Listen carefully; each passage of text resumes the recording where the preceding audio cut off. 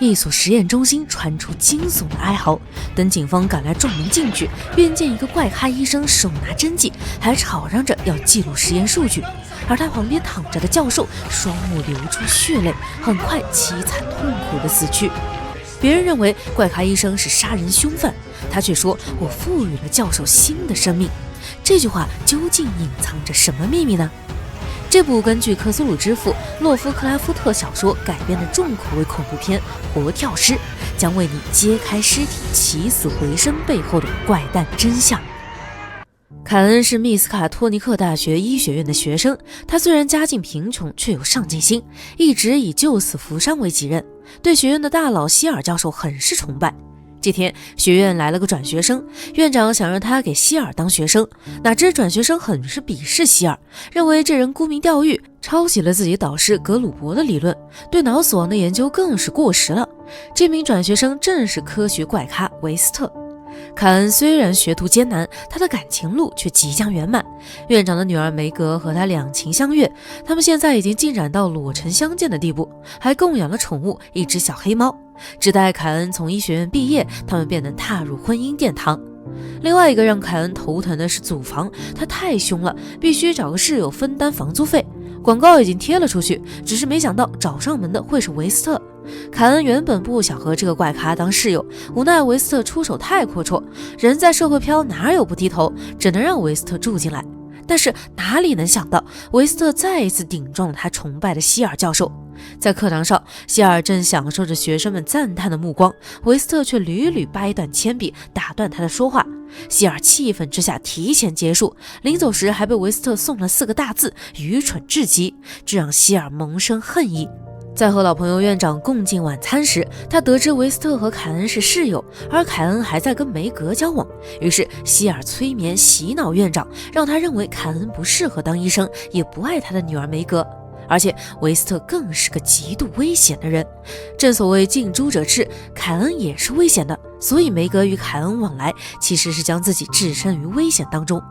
梅格那边确实出了点意外，他对维斯特怀有戒心，看到对方总是闭门不出，也没见过这人吃饭，而且自家的小猫咪见到维斯特就躲，已经好几天不见踪影了。他心里就起了疑惑，和凯恩一起到处找猫，最后在维斯特房间的冰箱里看到了猫咪的尸体。难道是维斯特杀死了猫咪吗？这时嫌疑人刚刚好回来，表示猫咪是翻垃圾桶时头部卡进了瓶子里窒息而死的。他发现尸体后忍受不了臭味，所以才将尸体放进冰箱保存。凯恩不太相信他的说法，在冰箱里找到一瓶诡异的绿色药剂，怀疑维斯特在做什么见不得人的实验，打算去院长那边告发他。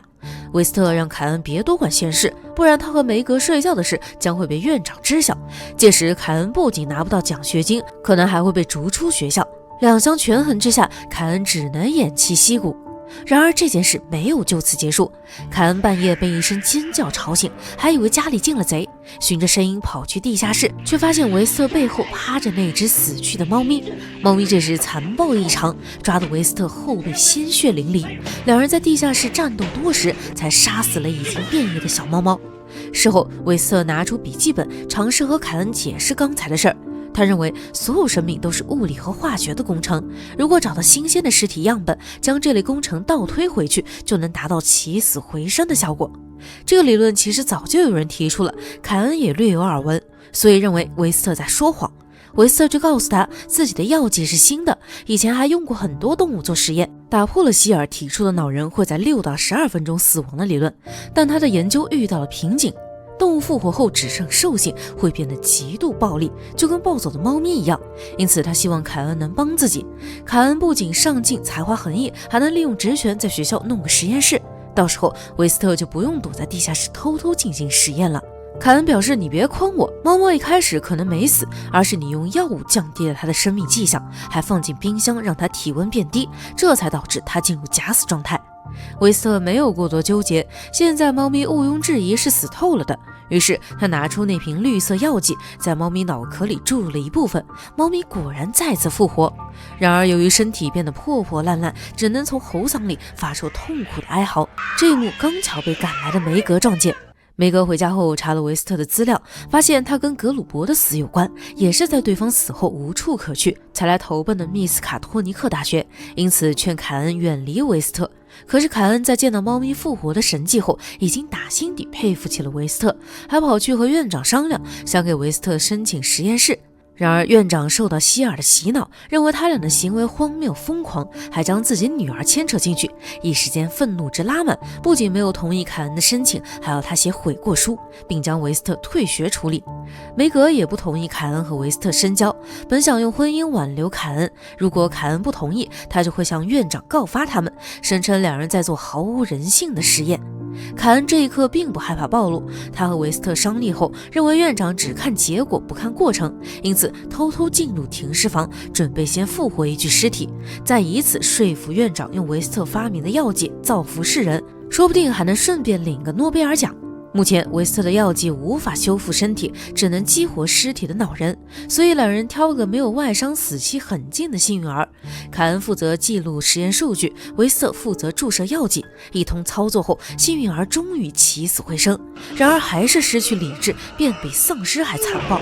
这时院长正在医院里到处找凯恩，大喊凯恩的名字，他的声音引起暴走跳尸的注意，跳尸撞翻房门，院长被猝不及防压在门下，还没反应过来，又被跳尸咬断手指，还被扔出去，狠狠撞上了墙壁。凯恩虽然有心救院长，力量却比不上跳尸，怎么拉都拉不开，还是维斯特急中生智，用剖骨锯解决掉了跳尸。可惜院长已经没了气息，但是这对维斯特来说却是天大惊喜，他好不容易遇到这么新鲜的尸体，连忙说服凯恩帮自己做实验，给院长注射绿色药剂。院长只用了17秒就复活了，可神智依然不怎么高，差点给两人掐死。危急关头，梅格闯了进来，院长似乎很怕女儿看见自己人不人鬼不鬼的模样，连忙躲到了角落里。赶来的保安看见这一幕很是蒙圈，在维斯特颠三一顿忽悠之下，保安认为院长发疯了，赶紧打电话报警。同时凯恩经过这一系列事，整个人崩溃地倒在地上，维斯特上前安慰他，别怕，你只是受到了惊吓。回宿舍后还给凯恩准备食物，然而维斯特也在崩溃的边缘，他浑身冒冷汗，止不住颤抖，连说话都很吃力。当凯恩去房里找他，竟发现他在给自己注射绿色药剂，不过没有注射进脑人，而是打进了血管里。或许这能解释维斯特为何不用吃饭，他靠药剂保持自身活力。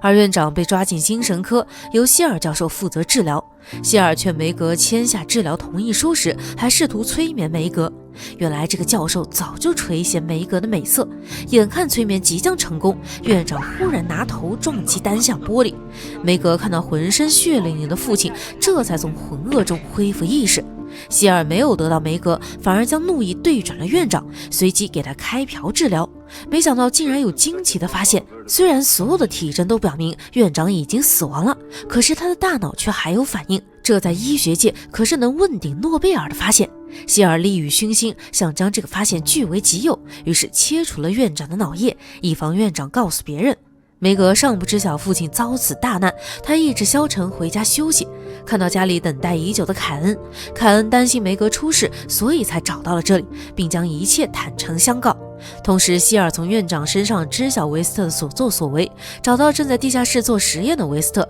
他想拿到对方的研究成果占为己有。维斯特自然没有同意，但他却被催眠了，无意识下交出所有研究笔记。希尔看着笔记内容，对自己的学术前景充满幻想，没有注意到维斯特已经恢复意识，从后面用铁锨偷袭，3两下便将希尔尸首分离。杀死希尔后，维斯特还能气定神闲地做实验，给希尔的头颅和身体各注射1针药剂。不久后，希尔果然复活了，而且还拥有自我意识。维斯特第一次遇到这种实验结果，专注观察头颅的症状，没注意到身后悄悄靠近的无头尸。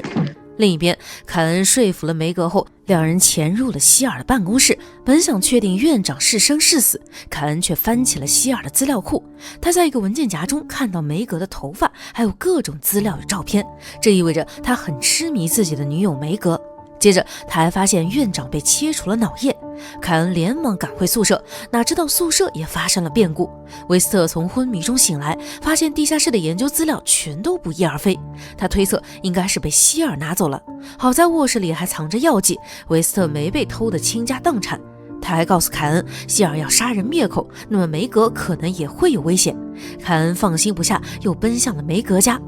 另一边，希尔的无头尸抱着自己的头颅回到办公室，又给脑人里注射大量药剂，还在托盘中倒入很多鲜血，让头颅保持活力。但他不满足现在的状态，他控制了院长，交给对方一个任务。随后给无头尸装上塑料头，穿得严严实实，伪装成医生溜进了医院停尸房。由于保安过于划水，根本没看出异常，而希尔开始了自己的跳尸计划。这时凯恩刚找到梅格，两人还没说几句话，院长忽然破门而入，打晕凯恩后直接给梅格绑去了停尸间。停尸间里的无头尸正在给美剧尸体做切割脑叶手术，自然也依次注射了药剂。梅格则被放在头颅的旁边。随后变态教授对梅格做了很多不可描述的行为，由于画面不健康，我替你们看过就行了。看来他即便尸首分离，变态的心思也丝毫不减。在梅格遭受非人对待时，维斯特终于唤醒了凯恩，两人赶紧奔向停尸房。他们没有一起露面，而是由维斯特引起希尔的注意，再让凯恩趁其不备解救梅格。